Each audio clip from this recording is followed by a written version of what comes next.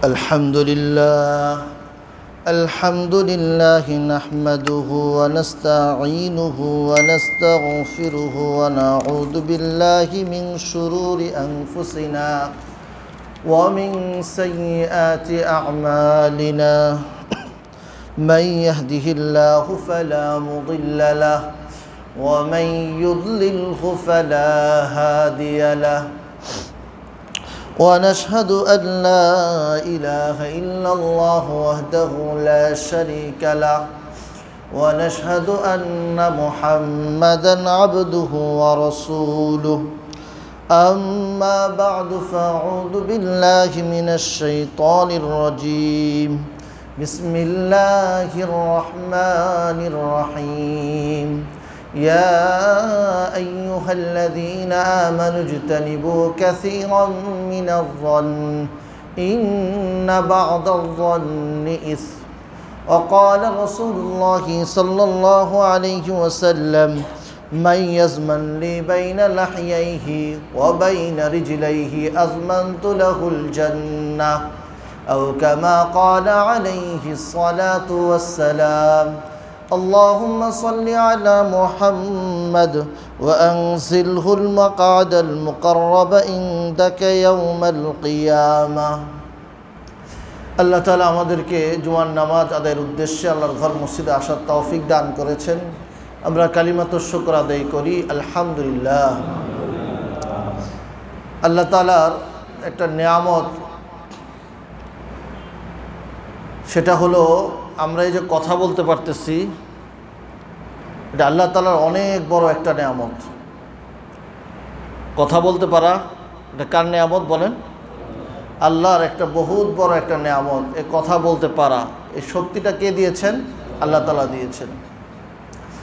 দুনিয়াতে অনেক অসংখ্য মানুষ আছে যাদেরকে কথা বলার শক্তি দেওয়া হয়নি। আবার অনেক মানুষ এমন আছে যাদেরকে কথা বলার শক্তি দেওয়া হয়েছে, তারা এই কথা বলার শক্তিকে সঠিকভাবে ব্যবহার না করার কারণে তাহারা জাহান্নামের উপযোগী হয়ে যায়। সঠিকভাবে এই জবানের এই কথা বলার যে শক্তি আল্লাহ তাআলা দিয়েছে, এই শক্তি ব্যবহার না করার কারণে তারা জাহান্নামের উপযোগী হয়ে যায়। আবার অনেক মানুষ এমন আছে যাদেরকে আল্লাহ তাআলা কথা বলার শক্তি দিয়েছে, তো এই কথা বলার শক্তিকে তারা সঠিক কাজে ব্যবহার করে তারা জান্নাতের উপযোগী হয়ে যায়। কিসের উপযোগী হয়ে যায়? জান্নাতের উপযোগী হয়ে যায়। নবী সাল্লাল্লাহু আলাইহি ওয়াসাল্লামের একটা হাদিস, নবী সাল্লাল্লাহু আলাইহি ওয়াসাল্লাম বলেন, মাইয়াজবান লি বাইনা লাহিয়াইহি ওয়া বাইনা রিজলাইহি আজমানতু লাহুল জান্নাহ। নবী সাল্লাল্লাহু আলাইহি ওয়াসাল্লাম বলতেছেন যে আমি যে ব্যক্তি তার দুই চোয়ালের মাঝখানে যে অঙ্গটি আছে এটা এবং তার দুই পায়ের মাঝখানে যে অঙ্গটি আছে, এই দুই অঙ্গ অর্থাৎ মুখ এবং লজ্জাস্থান, মুখ এবং লজ্জাস্থানের যে ব্যক্তি দায়িত্ব নিয়ে নিবে অর্থাৎ সঠিক ব্যবহার করবে, আমি ওই ব্যক্তির জন্য জান্নাতের জিম্মাদার হয়ে গেলাম। আমি ওই ব্যক্তির জন্য জান্নাতের দায়িত্ব গ্রহণ করলাম।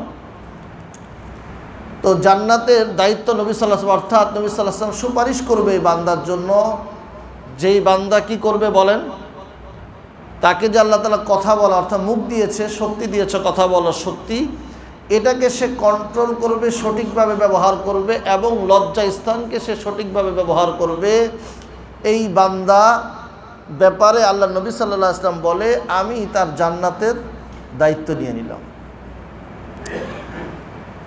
নবী সাল্লাল্লাহু আলাইহি ওয়াসাল্লামের আরেকটা হাদিস, নবী সাল্লাল্লাহু আলাইহি ওয়াসাল্লাম বলে, ইজমানু লি সিত্তাম লি আনফুসিকুম, তোমরা তোমাদের 6টা জিনিসের ব্যাপারে দায়িত্ব গ্রহণ করো। তোমরা 6টা জিনিসের ব্যাপারে তোমরা আমার পক্ষ থেকে দায়িত্ব গ্রহণ করো। কয়টা? 6টা জিনিস। তো 6টা জিনিসের দায়িত্ব তোমরা যখন গ্রহণ করবা, আমি তোমাদের জন্য জান্নাতের দায়িত্ব গ্রহণ করব। নবী সাল্লাল্লাহু আলাইহি ওয়াসাল্লাম কয়টা জিনিস আরেক হাদিসের মধ্যে বলছে কয় জিনিস? 6টা জিনিস। এক নাম্বার, নবী সাল্লাল্লাহু আলাইহি ওয়াসাল্লাম যে কথাটা বলেছে, যেটা হলো সম্পর্ক কির সাথে? মুখের সাথে, কথার সাথে, কথা বলা শক্তির সাথে। উসদুকু, সত্য কথা বলো। ইদা হাদ্দাসতুম, যখন তোমরা কথা বলো তখন সত্য বলো। এটা সম্পর্ক কির সাথে? হাতের সাথে, হ্যাঁ, মুখের সাথে। তো প্রথম নবী সাল্লাল্লাহু আলাইহি ওয়াসাল্লাম উসদুকু, তোমরা সত্য কথা বলো যখন কথা বলো। তো কথা বললেই কি বলতে হবে? সত্য। নাম্বার 2, নবী সাল্লাল্লাহু আলাইহি ওয়াসাল্লাম দায়িত্ব গ্রহণ করেছেন যে আউফু ইদা আহাদতুম, ওয়াদা পুরা করো যখন তোমরা ওয়াদা করো। ওয়াদা করলে ওয়াদা পুরা করো। আদ্দু ইদা তুমিনতু, যখন তোমার কাছে আমানত রাখা হয় তো তখন তুমি আমানত পুরা করো, আমানত আদায় করো। তো প্রথমটা কি বলেন? কথা বললে সত্য, ওয়াদা করলে ওয়াদা পুরা করতে হবে। নাম্বার 3, আমানত রাখলে আমানত আদায় করতে হবে।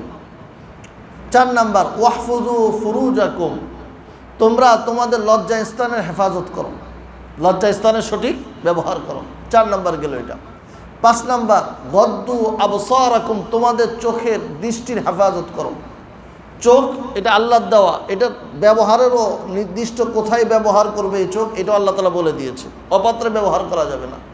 ওয়াকাফু আইদিয়াকুম, এবং তোমাদের হাতকে তোমরা এটাকে ধরে রাখো, অর্থাৎ এই হাতের ব্যবহার তোমরা যেই জায়গায় করবা, যেটা আল্লাহ অনুমতি দিয়েছে এমন জায়গার মধ্যে তোমার হাতকে ব্যবহার করো, অর্থাৎ তোমার শরীর অঙ্গ ইত্যাদি দ্বারা কাহারও উপরে কি করা যাবে না? জুলুম করা যাবে না। তো নবী সাল্লাল্লাহু আলাইহি ওয়াসাল্লাম বলেন, এই 6টা জিনিসের দায়িত্ব তোমরা গ্রহণ করে নাও, আমি তোমাদের জান্নাতের দায়িত্ব গ্রহণ করে নিলাম। তো নবী সাল্লাল্লাহু আলাইহি ওয়াসাল্লাম এখানে দেখেন, দুটোটা হাদিসের মধ্যে প্রথমটার মধ্যেও মুখের সাথে, দ্বিতীয়টার মধ্যেও কিসের সাথে বলেন? জান্নাতের দায়িত্ব গ্রহণ করেছে। প্রথম হাদিসের মধ্যে কি আসছে? কথার মুখের সাথে শব্দ আসছে। দ্বিতীয়টার ভিতরেও কথা বলার শক্তি অর্থাৎ মুখের ব্যাপারে আসছে। একজন মানুষ যদি তার মুখের সঠিক ব্যবহার করে, আল্লাহ তাআলা যে তাকে কথা বলার শক্তি দান করেছে, এটার যদি সে সঠিক ব্যবহার করে, তার জন্য কি হবে? নবী সাল্লাল্লাহু আলাইহি ওয়াসাল্লাম বলে, 1 নাম্বার তো এটাকে নিয়ন্ত্রণ করতে হবে। কি করতে হবে? এটাকে। নবী সাল্লাল্লাহু আলাইহি ওয়াসাল্লামের সাহাবী উকবা ইবনে আমের সাহাবী রাদিয়াল্লাহু আনহু, তিনি বলেন, নবী সাল্লাল্লাহু আলাইহি ওয়াসাল্লাম আমাদেরকে, আমি নবী সাল্লাল্লাহু আলাইহি ওয়াসাল্লামকে বললাম, ইয়া রাসূলুল্লাহ, মান নাজাতু, কিসের মধ্যে নিরাপত্তা? নবী সাল্লাল্লাহু আলাইহি ওয়াসাল্লামকে আমি জিজ্ঞাসা করলাম, আল্লাহর নবী, নিরাপত্তা কিসের মধ্যে? তো নবী সাল্লাল্লাহু আলাইহি ওয়াসাল্লাম বললেন, আলাইকা লিসানাকা, তোমার উপরে আবশ্যক তোমার, আমসিক আলাইকা লিসানাক, তুমি তোমার এই জবানকে, তোমার কথা বলার শক্তি, জিহ্বাকে তুমি এটাকে আটকায় রাখবা, এটার উপর তুমি কি করে রাখবা? হস্তক্ষেপ করে রাখবা। উকবা ইবনে আমের নবী সাল্লাল্লাহু আলাইহি ওয়াসাল্লামকে কি যে প্রশ্ন করলেন, নিরাপত্তা, মুক্তি কিসের মধ্যে? নবী উত্তর দিলেন কি? জিহ্বাকে তুমি কন্ট্রোল করবা। তাহলে আমরা আবার বলি, নিরাপত্তা কিসের মধ্যে? জিহ্বার কন্ট্রোলের মধ্যে। কি শুনলেন? ভুলে গেলেন দেখি এখনই মাত্র। নবী সাল্লাল্লাহু আলাইহি ওয়াসাল্লামকে উকবা ইবনে আমের জিজ্ঞাসা করলো, মুক্তি কিসে? তো নবী সাল্লাল্লাহু আলাইহি ওয়াসাল্লাম উত্তর কি দিলেন? মুক্তি হলো জিহ্বার কন্ট্রোলের মধ্যে। জিহ্বা যে ব্যক্তি কন্ট্রোল করতে পারলো, তো এই ব্যক্তি মুক্তি পাবে। তো নবী সাল্লাল্লাহু আলাইহি ওয়াসাল্লাম বললেন, আমসিক আলাইকা লিসানাক, তো তুমি তোমার এই জিহ্বাকে তুমি আয়ত্তে রাখবা, সব জায়গায় ব্যবহার করা যাবে না। ওয়ালিয়াসা বাইতুকা, এবং তুমি তোমার ঘরে অবস্থান করবা, অর্থাৎ ঘরে অবস্থান। একটাও তাফসির করেছেন মুহাদ্দিসিনে কেরাম, ঘরে অবস্থান বলতে যে ঘরের মানুষদেরকেও তুমি সঠিকভাবে রাখবা। তুমি বাইরে বাইরে আছো, ঘরের মানুষ উলট পালট, না, এটা করা যাবে না। ঘরে অবস্থান করবা, ঘরেও কিছু সময় দিয়ে মানুষদেরকে, ঘরের মানুষদেরকেও সংশোধন করতে হবে, এটা একটা। তো নবী সাল্লাল্লাহু আলাইহি ওয়াসাল্লাম বললেন, 1 নাম্বার তোমার মুক্তি হলো তোমার জিহ্বায় দ্বিতীয় নাম্বার মুক্তি হলো তোমার ঘরে সময় দেওয়ার ভিতরে। তৃতীয় নাম্বার মুক্তি হলো ওয়াবকি আলা খতিআতিক, তোমার কর্মের উপরে, তোমার গুনাহের উপরে, তোমার কন্দনের উপরে। কেউ যদি তার গুনার উপরে কি করে, কন্দন করে, এটাতেই হলো তার মুক্তি। তো নবী সাল্লাল্লাহু আলাইহি ওয়াসাল্লাম মুক্তি কয় জিনিসের মধ্যে বললেন? 3 জিনিসের মধ্যে। কয় জিনিসের ব্যাপারে মুক্তি বললেন? 3 জিনিস। 1 নাম্বার জিহ্বার হেফাজত, জিহ্বাকে সঠিক জায়গায় ব্যবহার করা। দ্বিতীয় নাম্বার ঘরে অবস্থান, অর্থাৎ বাইরে যদি ফিতনা থাকে তুমি ঘরে অবস্থান করো, অথবা ঘরের মানুষও যেন সঠিক হতে পারে এই জন্য ঘরেও কিছু সময় দাও। তৃতীয় নাম্বার তুমি তোমার গুনাহের উপরে আল্লাহর কাছে কন্দন করো। এই 3 কাজ যে ব্যক্তি করবে, উকবাত ইবনে আমির সাহাবীকে নবী সাল্লাল্লাহু আলাইহি ওয়াসাল্লাম বললেন এই 3 কাজের মধ্যেই হলো মুক্তি। আল্লাহ তাআলা আমাদের সবাইকে এই 3টা কাজ করার তৌফিক দান করুন। জিহ্বার ব্যবহার, কিসের ব্যবহার বলেন? জিহ্বার ব্যবহার। মুআজ রাদিয়াল্লাহু আনহু নবী সাল্লাল্লাহু আলাইহি ওয়াসাল্লামকে জিজ্ঞাসা করলেন, আরেকটা হাদিস নবী সাল্লাল্লাহু আলাইহি ওয়াসাল্লামকে মুআজ রাদিয়াল্লাহু আনহু জিজ্ঞাসা করলেন, আল্লাহ নবী আখবিরনি বিআমালিন, আল্লাহ নবী আমাকে এমন একটা আমলের কথা বলেন, ইউদখিলুনিল জান্নাহ, আমাকে জান্নাতে প্রবেশ করায় দিবে, ওয়া ইউবাইদুনি আনিন নার, এবং আমাকে জাহান্নাম থেকে দূরে সরায় দিবে। আমাকে এমন একটা আমলের কথা বলেন যে আমলের মাধ্যমে আমি কি করতে পারবো? জান্নাতে যাইতে পারবো, আর আমি জাহান্নাম থেকে কি করতে পারবো? দূরে সরতে পারবো। তো নবী সাল্লাল্লাহু আলাইহি ওয়াসাল্লাম লম্বা হাদিস অনেকগুলো বিষয় বললেন, এর মধ্যে নবী সাল্লাল্লাহু আলাইহি ওয়াসাল্লাম একটা বিষয় বললেন শেষে আয়েশা, আলা উখবিরুকুম বিবিলাকি কুল্লি, বিবিলাকি যালিকা কুল্লি, আমি কি তোমাকে গুরুত্বপূর্ণ একটা বিষয়ের কথা বলবো না? আমি কি তোমাকে একটা গুরুত্বপূর্ণ বিষয়ের কথা বলবো না? নবী সাল্লাল্লাহু আলাইহি ওয়াসাল্লামকে মুআজ ইবনে জাবাল বললেন, কি রে ইয়া রাসূলুল্লাহ, আল্লাহ নবী কেন বলবেন না? নবী সাল্লাল্লাহু আলাইহি ওয়াসাল্লাম ফাআখাযা বিলিসানি, নবী সাল্লাল্লাহু আলাইহি ওয়াসাল্লাম নিজে জিহ্বা ধরলেন। নবী সাল্লাল্লাহু আলাইহি ওয়াসাল্লাম কি করলেন? নিজে জিহ্বা ধরলেন। জিহ্বা ধরে বললেন নবী সাল্লাল্লাহু আলাইহি ওয়াসাল্লাম, ইন্না লামওয়াখাযুনা বিমা তাতাকাল্লামু, তো তোমাদেরকে এই জিহ্বা, তখন হযরত মুআজ ইবনে জাবাল নবী সাল্লাল্লাহু আলাইহি ওয়াসাল্লামকে বললেন, ইন্না লামওয়াখাযুনা বিমা নাতাকাল্লামু, আল্লাহ নবী এই জিহ্বা ধরলেন, মানে আমরা এই জিহ্বার মাধ্যমে যে সমস্ত কথা বলবো এই সমস্ত জিনিসের ব্যাপারে আমাদেরকে ধরা হবে? নবী সাল্লাল্লাহু, কেন না, অবশ্যই ধরা হবে। নবী সাল্লাল্লাহু আলাইহি ওয়াসাল্লাম বললেন, হালি ইয়াকুব্বু, হাল ইউকাব্বুন নাসু আলা উজুহিহিম ওয়া মানাখিরিহিম ফিন নারি ইয়াউমাল কিয়ামাতি ইল্লা বিহাসাইদি আলসিনাতিহিম, মানুষদেরকে এই জিহ্বার কারণে, মানুষদেরকে এই জিহ্বার কামাইয়ের কারণে মানুষদেরকে কিয়ামতের দিন অধমুখী করে জাহান্নামে নিক্ষেপ করা হবে। কিসের মানুষদেরকে কিসের কারণে জাহান্নামে নিক্ষেপ করা হবে? এই জিহ্বার কামাইয়ের কারণে, জিহ্বার ব্যবহার যেরকম সে করেছে, এই ব্যবহারের কারণে মানুষদেরকে কিয়ামতের দিন অধমুখী করে, অর্থাৎ উল্টায়া কোথায় ফেলানো হবে? জাহান্নামে নিক্ষেপ করা হবে। তো জিহ্বার ব্যবহার এটা সঠিক হতে হবে, নতুবা আমাদের ঠিকানা কোথায় হবে? জাহান্নাম হবে। এই জন্য আমাদের বহুত বুঝা সুঝা চিন্তা করে আমাদের জিহ্বার ব্যবহার করতে হবে। নবী সাল্লাল্লাহু আলাইহি ওয়াসাল্লামের আরেকটা হাদিস, নবী সাল্লাল্লাহু আলাইহি ওয়াসাল্লাম বলেন, ইন্নাল আবদা লা ইয়াতাকাল্লামু কালিমাতান লা ইয়ালকা বিহা ইল্লা বালান, কোনো বান্দা কোনো কথা বলে আর সে এই কথাটা বলে সে কোনো এটাকে কোনো বিষয় মনে করে নাই। একটা কথা বলে, এই কথার পরে সে এই কথাটা বলে সে এর মাধ্যমে, ইন্নাল আবদা ইয়াতাকাল্লামু কালিমাতা মিন রিদওয়ানিল্লাহ লা ইয়ালকা বালান, সে আল্লাহর সন্তুষ্টির ব্যাপারে কোনো আল্লাহ সন্তুষ্টি হয় এমন কোনো কথা সে বলে, আর সে এই কথা বলে কোনো এটার গুরুত্ব সে দেয়নি, মানে সে বলছে কিন্তু তার কাছে এটার কোনো গুরুত্ব নিয়ে সে এরকম বলে নাই। তো নবী সাল্লাল্লাহু আলাইহি ওয়াসাল্লাম বলে, এই ব্যক্তি এই যে একটা কথা বলল আর সে এতটা ভ্রুক্ষেপও করে নাই, ইয়ারফাউল্লাহু ইলা দারাজাত, আল্লাহ তাআলা তার এই কথার কারণে তাকে অনেক উঁচু করে দিবে, তার সম্মান কি করবে? সে কোনো আল্লাহ সন্তুষ্ট হয় এমন কত কথা বলল, কিন্তু এত ভেবে চিনতে সে যে এটার মাধ্যমে আমি অনেক উচ্চ মর্যাদা পেয়ে যাব এমন চিন্তা ভাবনা করে সে বলে না, কিন্তু সে যখন কথাটা বলল আর আল্লাহ তাআলা এই কথার কারণে আল্লাহ তাআলা তার মর্যাদাকে অনেক বাড়িয়ে দেয়। আরেক বান্দা ওয়া ইন্নাল আবদা লা ইয়াতাকাল্লামুল কালিমাতা মিন সাখিতিল্লাহ, কোনো বান্দা কোনো কথা বলে যার মাধ্যমে আল্লাহ অসন্তুষ্ট হয়। কি অসন্তুষ্ট হয়? বান্দা কথা বলল, এর মাধ্যমে কি অসন্তুষ্ট হলো? আর সে এই কথা বলে সে এমন কথা বলছে, এরপরে সেই কথা দিয়ে কোনো ভ্রুক্ষেপও করে নাই।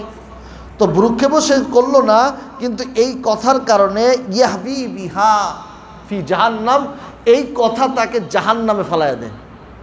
এই কথা তাকে কোথায় ফেলায় দেয়? এই কথার কারণে আল্লাহ তাআলা তাকে কোথায় ফেলায় দেয়? জাহান্নামে নিক্ষেপ করে। এই জন্য কথা বলতে আল্লাহ তাআলা যে কথা বলার শক্তি দান করেছেন, এই জিহ্বা, এটাকে সঠিক ব্যবহার করতে হবে, নতুবা আমাদেরকে ধরা হবে। এমন ধরা আমরা আগেই শুনলাম, মানুষ এই জিহ্বার কারণে কোথায় যাবে? উল্টায় জাহান্নামে ফেলানো হবে। এই হাদিসের দ্বারাও জানলাম মানুষের এই জিহ্বার ব্যবহার না সঠিক না হওয়ার কারণে সে বুঝতেও পারে না সে যে এত কঠিন কথা বলে ফেলছে, আর সে লক্ষ্য করে না, কিন্তু এর কারণে তাকে কোথায় যেতে হবে? জাহান্নামে যেতে হবে। তো এই জিহ্বার ব্যবহার যে মানুষ করতেছে, এই জিহ্বার মাধ্যমে মানুষ যতগুলো গুনাহ করে এর মধ্যে একটা গুনাহ মানুষের আছে, সে গীবত করে। এর মাধ্যমে, এই জিহ্বার মাধ্যমে সে কি করে? গীবত করে। তো গীবত আসলে এটা কি? যিকরুকা আখাকা বিমা ইয়াকরাহু মিনাল উয়ুবি, নিজে তোমার ভাইয়ের ব্যাপারে তুমি এমন কথা বলা যেই কথাটা সে অপছন্দ করে, তার এমন কোনো দোষ নিয়ে তুমি চর্চা করা যেই দোষটা সে শুনলে সে কী পাবে? এই ব্যাপারে সে কথা শুনলে সে কী পাবে? কষ্ট পাবে। কোনো মানুষের তুমি এমন দোষ নিয়ে আলোচনা করতেছো যেই দোষটার ব্যাপারে আলোচনা সে যদি শুনে সে কী পাবে? কষ্ট পাবে। এটা হলো গীবাত। নবী সাল্লাল্লাহু আলাইহি সাল্লামকে সাহাবায়ে কেরাম জিজ্ঞাসা করলেন, মাল গীবা, আল্লাহ নবী গীবাত কি জিনিস? নবী সাল্লাল্লাহু আলাইহি সাল্লাম সাহাবায়ে কেরামকে আতাদরুনাল গীবা, তোমরা কি গীবাত কি জিনিস সেটা কি জানো? পরনিন্দা করা এটা কি তোমরা কি জানো? সাহাবায়ে কেরাম বললেন, আল্লাহু ওয়া রাসূলুহু আ'লাম, আল্লাহ এবং আল্লাহ রসুল ভালো জানে। সাহাবায়ে কেরাম কি বললেন? যেহেতু তারা জানে না, তারা কি বলে দিলেন? আল্লাহ এবং আল্লাহ রসুল ভালো জানে। তা আমরা হলে কি করতাম? আমিও তো কম না জানি, আমিও তো বলে দিই দু চারটা। যে জানে সে কথা কম বলে, আর যে জানে না সে তার কথা কি থাকে? পরিমাণ থেকে বেশি, আরও বেশি সে মানে একবারে ভাঙ্গে ছুটে ফেলাবে এমন অবস্থা। তার কথা বলার সময় সে কী করে? একবারে মূর্খ, মানে মূর্খতার মধ্যে একটা যদি নিম্ন স্তর থাকতো, সে ওইটার নিচে আর ওর নিচে আর কেউ থাকতো না। কিন্তু কথা বলে এমনভাবে মনে তার থেকে বড় জ্ঞানী আর নাই।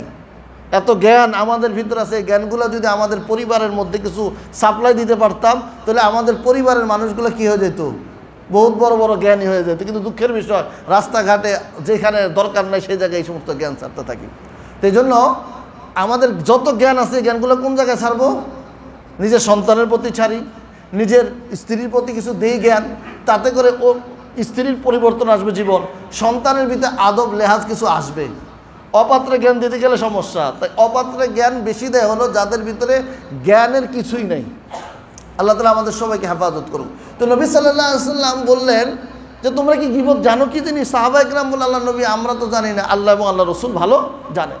তো নবী সাল্লাল্লাহু আলাইহি ওয়াসাল্লাম বললেন, যিকরুকা আখাকা বিমা ইয়াকরাহু, তোমার ভাইয়ের এমন দোষ তুমি চর্চা করো যেই দোষটার ব্যাপারে সে যদি শুনে সে কি পাবে? কষ্ট পাবে। তো সাহাবায়ে কেরাম বললেন, আল্লাহ নবী আমার ভাইয়ের মধ্যে যদি এই দোষটা থাকে, ওই দোষই তো আমি বললাম। আমার ভাইয়ের মধ্যে যদি কি থাকে? ইনকানা ফি আখি, আল্লাহ নবী ওই বিষয়টা যদি আমার ভাইয়ের মধ্যে আসে এই বললাম।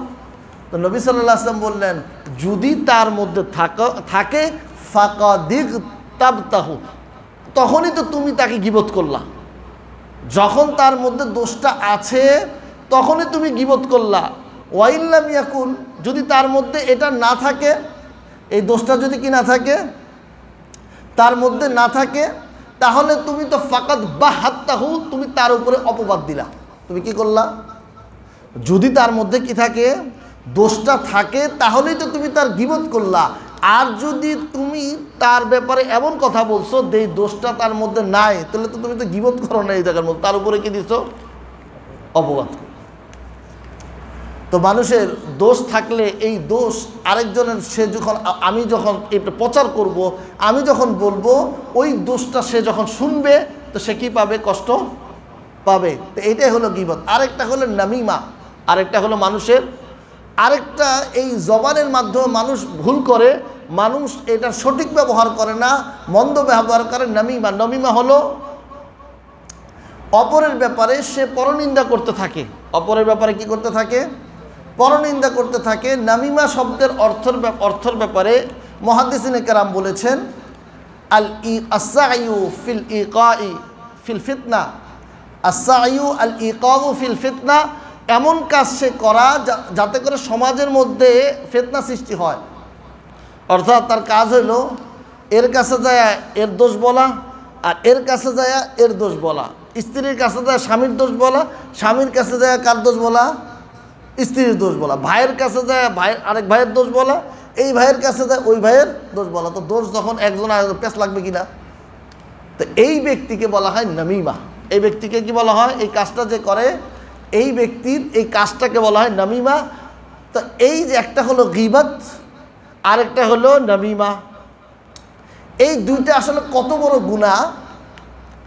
আল্লাহ তাআলা পবিত্র কোরআন মাজিদের মধ্যে ইরশাদ করেন, ইয়া আইয়ুহাল্লাযীনা আমানু ইজতানিবু কাসীরাম মিনাজ-যন, হে ঈমানদার তোমরা ধারণা থেকে, অধিক ধারণা থেকে বেঁচে থাকো। ইন্না বা'দা-য-যন্নি ইসম, অনেক ধারণা এমন আছে যেগুলো গুনাহ, অনেক ধারণা এমন আছে যেগুলো গুনাহ। ওয়ালা তাজাসসু, তোমরা আরেকজনের দোষ তালাশ করার পিছনে ঘুরো না। দোষ তালাশ করার পিছনে, আরেকজনের দোষ তালাশ করার পিছনে তোমরা কি করিও না? ঘুরিও না। তো দোষ তালাশ করা, আরেকজনের দোষ তালাশ করে, আসলে এটা করে কে? যার ভিতরে সবথেকে বেশি দোষ, ওই ব্যক্তির কাজে হলো আরেকজনের দোষ কি করা। কারণ তার অবস্থা হলো নিজের দোষ এত পরিমাণ, দোষ হইতে হইতে এত বড় সে খারাপ, তার দোষ সে চোখে দেখে না, কারণ এই চোখ তো অন্ধ হয়ে গেছে। তো যে মানুষের দোষ তালাশ করে তার সে হলো সবথেকে বেশি নোংরা এবং সবথেকে বেশি দোষী। তো নবী সাল্লাল্লাহু আলাইহি ওয়াসাল্লাম আল্লাহ তাআলা বলে, ওয়ালা তাজাসসু, তোমরা মানুষের দোষ তালাশ করিও না। আর একজন করে কি? যে এমন ওয়ালা ইয়াগতাব বা'দুকুম লিবা'দ ওয়ালা ইয়াগতাব, আর তোমরা গীবত করিও না। তো মানুষের মধ্যে তো এই যে একটা মানুষের দোষ তালাশ করা, মানুষের গীবত করা, ওয়ালা ইয়াগতাব বা'দুকুম বা'দ, আর তোমাদের অনেকেই এমন আছে যারা অন্যের ব্যাপারে গীবত করে, একজনে অন্যজনের গীবত করে। তো এই গীবতের মাধ্যমে কি হয়? তো দোষ তালাশ করা, আমি কি বললাম, যার ভিতরে সবথেকে বেশি দোষ, সে নিজের দোষের কারণে আর এখন মনে করে কি আমি তো একটু ফ্রেশ মানুষ, আমার কি কোনো দোষ আছে, এখন শুধু মানুষের দোষ তালাশ করে। আর সমাজের মধ্যে সবথেকে নিকৃষ্ট মানুষেরা। নবী সাল্লাল্লাহু আলাইহি ওয়াসাল্লাম বলেছেন, একটা যে ব্যক্তি গীবত করে, যে ব্যক্তি মানুষের দোষ তালাশ করে, একজনের সাথে আরেকজনের পেশ লাগায়, এদের ব্যাপারে তিনটা ভাগ করা যায়। কয়টা ভাগ করা যায়?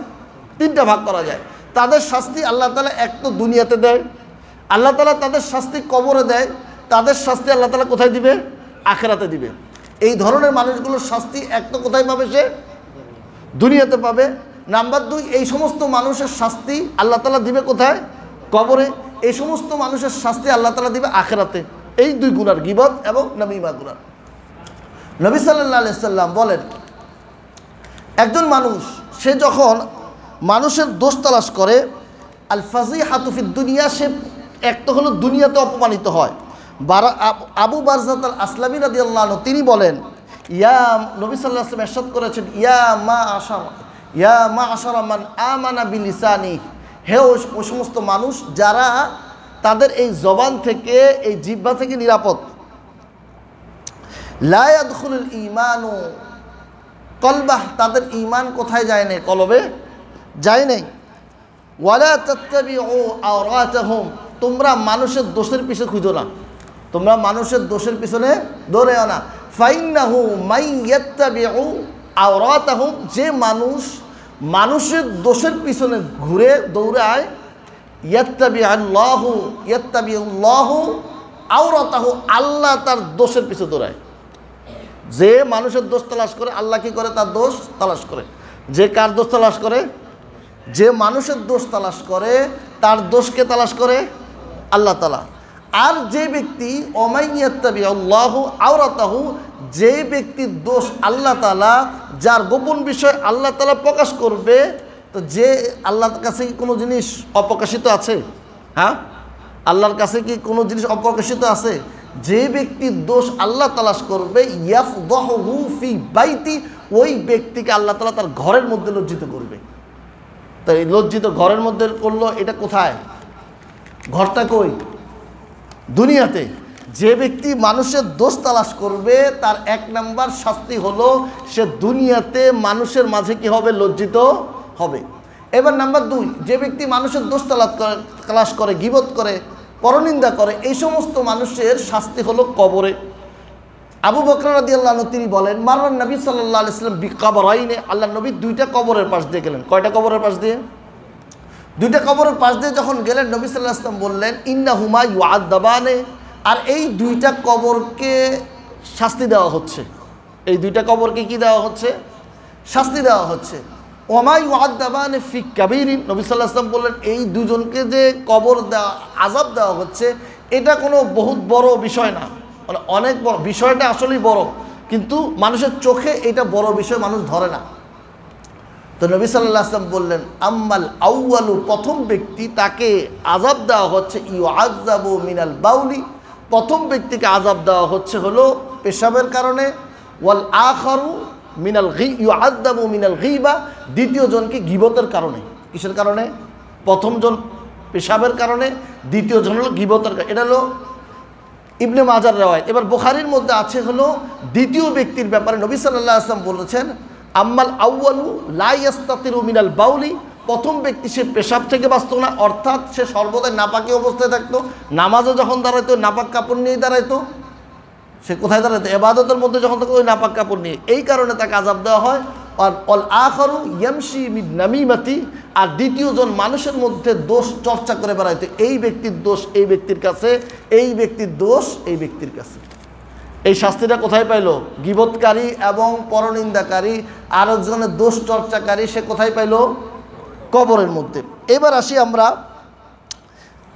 যে ব্যক্তি পরনিন্দা করবে, গীবত করবে, এই ব্যক্তির শাস্তি আখিরাতে কি হবে?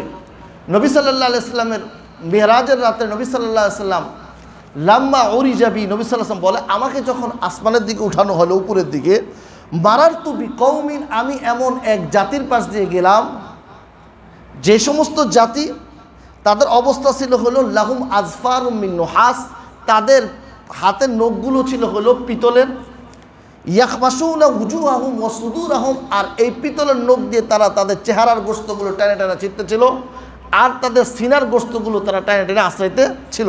তা আমি জিবরিল আমিনকে জিজ্ঞাসা করলাম, ফাকুলতু মান হাউলাই, হে জিবরিল এরা কারা?